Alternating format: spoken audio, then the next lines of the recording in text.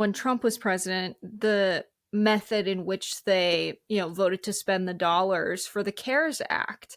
Trump, when he was asked about this, he was like, "Oh, well, it's different if, we increase the debt and we vote to spend more money because I was the president then."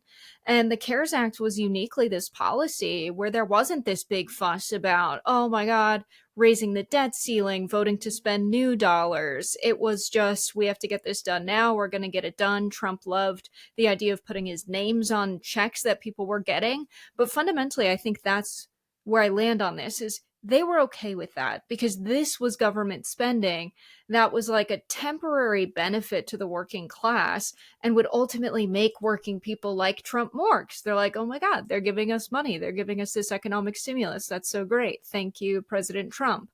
And I think that's different from the type of federal spending that strengthens public programs, which means the working class is not as reliant on the private sector to spend all of the money they ever earn to go on and get the things that they absolutely need to survive. So it feels like that's where the Republicans certainly draw the line with these things. But then you had a Democratic administration where reconciliation seemed to be the only way they could ever get things done. And there was no one making the case that, like, hey, Trump spent this money at a time of economic downturn. And actually, spending money into a stagnant economy is why we didn't have a complete recession thanks to COVID. They had the arguments right there for them, and it was kind of a gotcha for Republicans too.